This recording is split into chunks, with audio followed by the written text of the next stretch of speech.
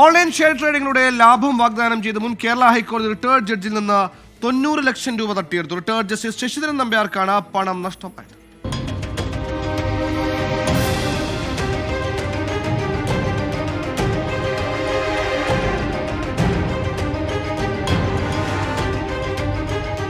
ജഡ്ജിയുടെ അനുമതിയില്ലാതെ mobile number ഒരു വാട്സാപ്പ് ഗ്രൂപ്പിൽ ചേർത്തു.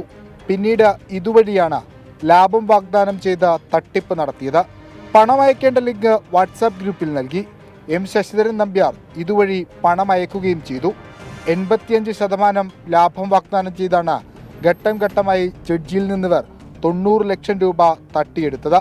പരാതിയിൽ 2 പേർക്കെതിരെ തൃപ്പൂണിത്തുറ ഹിൽ പാലസ് പോലീസ് കേസെടുത്തിട്ടുണ്ട്. എന്നാൽ ഇവരുടെ മേൽവിലാസമൊന്നും പോലീസിന് ഇതുവരെ ലഭ്യമായിട്ടില്ല. സൈബർ പോലീസിന്റെ സഹായത്തോടെ പ്രതികളെ പിടികൂടാനാകുമെന്ന പ്രതീക്ഷയിലാണ് പോലീസ്. ഓൺലൈൻ ട്രേഡ് വഴി പണം വാഗ്ദാനം ചെയ്ത് നടത്തുന്ന തട്ടിപ്പ് വർദ്ധിച്ചു വരികയാണ്. വിഷ്ണു സുരേഷ്, 24, കൊച്ചി.